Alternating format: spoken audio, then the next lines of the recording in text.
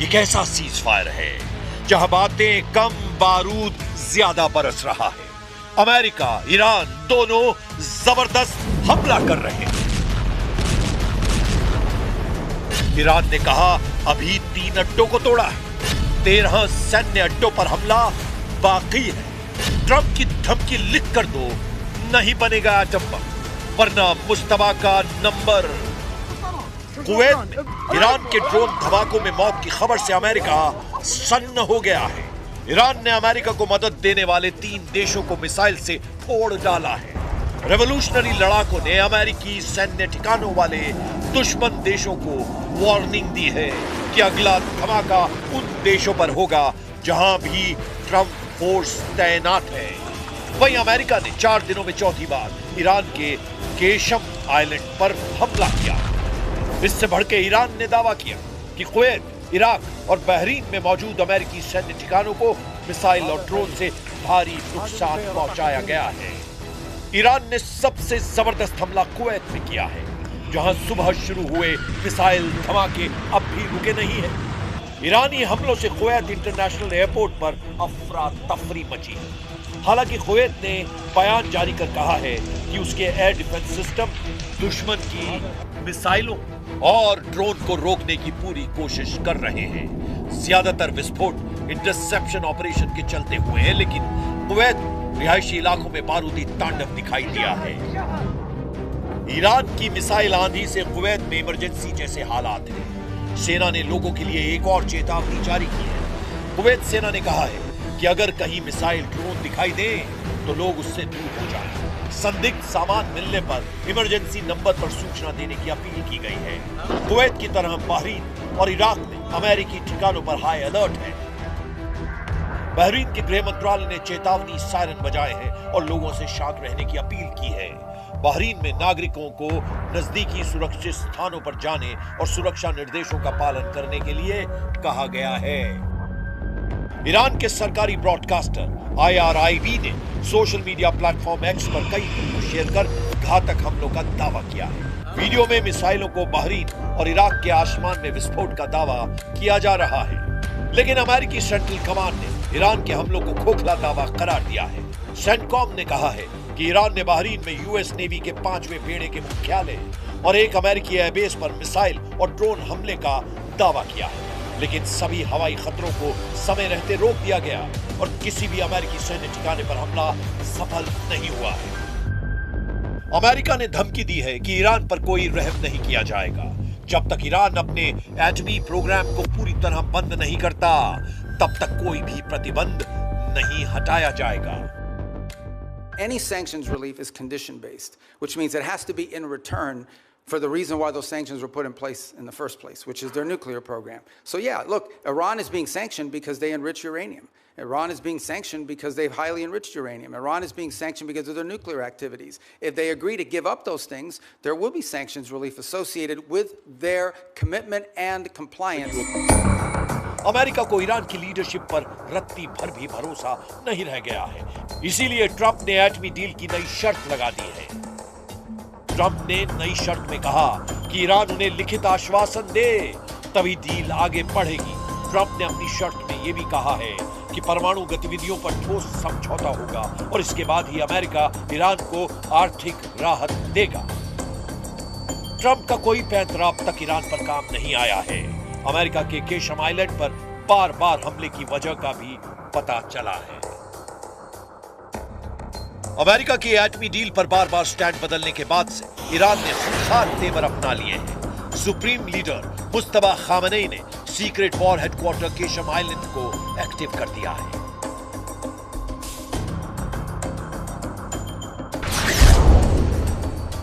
Qeshm island फारस की खाड़ी में ईरान का सबसे बड़ा द्वीप है। यह हॉर्मुज़ स्ट्रेट के मुहाने पर है, जहां से दुनिया का लगभग 20 से 25% कच्चा तेल गुजरता है। 135 किलोमीटर लंबे आइलैंड में पहाड़ियों के नीचे ईरान ने सुरंगें और बंकर बनाए हैं। इन सुरंगों में सैकड़ों मिसाइलें तैनात की गई हैं। इन्हें मिसाइल फार्म भी कहा जाता है, जहां से ईरान लंबी और मीडियम रेंज की मिसाइलों को आसानी से लॉन्च कर रहा है। ये मिसाइलें फारस की खाड़ी में मौजूद किसी भी दुश्मन के जहाज को हिट कर रही हैं। मुस्तफा का यह अंडरग्राउंड युद्ध मुख्यालय गेम चेंजर साबित हो रहा है। ईरान ने केशम आइलैंड को ट्रंप के जंगी बेड़ों की तर्ज पर बना रखा है। इस आइलैंड की पूरी फिल्म ईरान ने रिलीज कर दुश्मनों के होश उड़ा दिए हैं। समुद्री मोर्चे पर ईरान ने अपना इरादा साफ कर दिया है। ईरान के हजारों ड्रोन अमेरिका की नौसेना पर हमले के लिए तैयार हैं। ईरान ने हॉर्मुज के आसपास टापुओं पर लड़ने के लिए अपने टैंक समंदर में उतार दिए हैं। ईरान के कमांडो भी सुरंगों से निकलकर लड़ने को तैयार हैं। और इन सब के पीछे खड़ी है ईरान की मिसाइल पावर, जिसके धमाकों की ताकत ट्रंप से बेहतर कौन जानता है। लेकिन इन सब के बीच अमेरिका को डराने वाली खबर केशम की मिसाइल सिटी से आई है। केशम आइलैंड की जमीन के नीचे मिसाइल बंकरों और ड्रोन बेस का एक बड़ा जाल है, जो यूएस के जंगी जहाजों को खाड़ी में पहुंचने से बहुत पहले ही ट्रैक कर लेता है, जिससे ईरान को पूरी तरह से स्ट्रेटेजिक दबदबा बनाने में आसानी हो रही है। ईरान के बेजोड़ प्लान और जबरदस्त हमलों से अमेरिका नए सिरे से अलर्ट हो गया है। इधर इजराइल ने अपनी वॉर प्लानिंग को नई धार दी है। पीएम नेतन्याहू ने ट्रंप से परमिशन लेकर अब ईरान में तख्ता पलट तक युद्ध का ऐलान किया है। ידע כל חורש רעה נגד ישראל שמזימותיו ייכשלו. המחיר שהוא ישלם יהיה כבד ביותר. המחיר שאיראן כבר שילמה הוא כבד מאוד מאוד. היסודות של משטר האימים הזה באיראן נסדקו. הוא לא ישוב להיות מה שהיה, ואני אומר לכם, סופו ליפול. ईरान को कंट्रोल करने से पहले इजराइल हिजबुल्ला का टोटल सफाया करने में जुटा है। इजराइल ने लड़ाका ग्रुप के खतरे से संयुक्त राष्ट्र को भी अलर्ट किया है।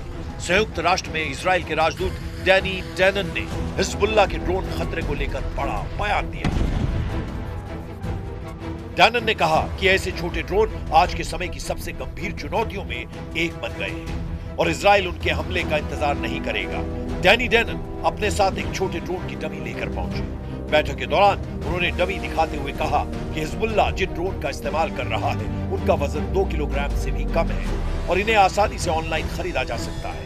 डैनन ने कहा ये ड्रोन किसी भी गाड़ी की खिड़की तक पहुंचाए जा सकते हैं और बेहद कम ऊंचाई पर उड़ते हैं, इसीलिए इनका पता लगाना मुश्किल होता है। डैनन ने आगे कहा कि जब तक आपको अपने सिर के ऊपर इसकी आवाज सुनाई देती है तब तक बहुत देर हो चुकी होती है। डैनन ने कहा कि इजराइल इन ड्रोन से निपटने के लिए नई तकनीकों और रणनीतियों पर काम कर रहा है। उन्होंने कहा कि इजराइल इस चुनौती का समाधान खोज लेगा। Now Hezbollah are using different kinds of drones. Few of them with fiber optic. These drones weigh less than 2 kilograms. It flies low. It is very difficult to detect. And by the time you hear it above your head, it's too late. इस बीच Iraq से Israel के लिए good news मिली है, जहां Iran समर्थित 2 लड़ाका group ने surrender कर दिया है। ईरान समर्थित इराकी मिलिशिया अस्साइब अहल अल हक और इमाम अली ब्रिगेड ने अपने हथियारों को इराकी सेना को सौंपना शुरू कर दिया है। हालांकि नेतन्याहू से नाराज ट्रंप ने उन्हें सोमालिया फ्रंट पर करारा झटका दिया है। इजराइल ने सोमालीलैंड को नए देश की मान्यता दी है। सोमालीलैंड को सोमालिया से अलग मुल्क के रूप में मान्यता के मसले पर अमेरिका इजराइल के साथ नहीं है। वॉशिंगटन ने सोमालिया की एकता और अखंडता की पुष्टि की है। मिडिल ईस्ट से आई रिपोर्ट के मुताबिक सऊदी अरब और खाड़ी देशों के प्रेशर में ट्रंप ने सोमालिया का पक्ष लिया है। अमेरिकी विदेश विभाग ने कांग्रेस को सोमालीलैंड को लेकर एक रिपोर्ट दी है। इसमें कहा गया है कि सोमालीलैंड के विकास के लिए सोमालिया में शामिल किया गया था। सोमालीलैंड के साथ अमेरिका के बेहतरीन संबंध हैं, लेकिन वॉशिंगटन सोमालिया की संप्रभुता और अखंडता की पुष्टि करता है। रिपोर्ट में अमेरिकी अधिकारियों के हवाले से कहा गया है कि राष्ट्रपति डोनाल्ड ट्रंप शायद ही सोमालीलैंड को मान्यता देंगे, क्योंकि अरब और मुस्लिम देशों का उन पर दबाव है। सऊदी, कतर और पाकिस्तान जैसे देशों ने इसका खुलकर विरोध किया है। लेकिन इसका एक पहलू ये भी है कि ट्रंप सोमालीलैंड को मान्यता देने की बजाय पूरे सोमालिया को अपने कंट्रोल में लेने की कवायद शुरू कर सकते हैं। ट्रंप ने कई मौकों पर सोमालिया की सरकार और व्यवस्था की तीखी आलोचना की है। ट्रंप सोमालिया को बेईमानों का देश कहते हैं। ट्रंप की नजर में जो भी खटकता है उसका हश्र ईरान जैसा होता है। फिलहाल उन्होंने सारा फोकस ईरान से एटमी डील पर लगा रखा है। ईरान को झुकाने के लिए ट्रंप हथियारों का ट्रेलर रिलीज करते रहते हैं। कुछ दिन पहले उन्होंने जिन हथियारों से ईरान को धमकाया है, युद्ध के अगले राउंड में उन्हीं के इस्तेमाल का खतरा है। ट्रंप ने अपने social media platform truth social पर एक वीडियो जारी किया था, जिसमें उनका एयरफोर्स वन विमान, फाइटर जेट्स और परमाणु बम वर्षकों के बीच उड़ता हुआ नजर आ रहा था। इस वीडियो में एयरफोर्स वन के साथ F-15 फाइटर जेट, B-1 और B-2 बॉम्बर भी थे। बीच में अमेरिकी राष्ट्रपति का विमान एयरफोर्स वन। ये फॉर्मेशन दिखाकर ट्रंप बतलाना चाहते हैं कि अमेरिका के हमले का वो कैसे नेतृत्व कर रहे हैं। लेकिन ईरान जिस जिद से जंग के मैदान में डटा है, उसकी कोई काट नहीं है। ईरान अपने वजूद की लड़ाई में सब कुछ झोंकने के लिए तैयार है। सुपर पावर को बराबर की टक्कर देकर ईरान ने ये बतला दिया है कि हार जीत से अलग इस युद्ध के नतीजे होंगे। खाड़ी में महाशक्तियों के गुरूर टूटेंगे, सबसे घातक हथियारों का घमंड टूटेगा। ईरान कह रहा है कि अब अगर हमला हुआ तो किसी नियम कायदे की परवाह नहीं की जाएगी।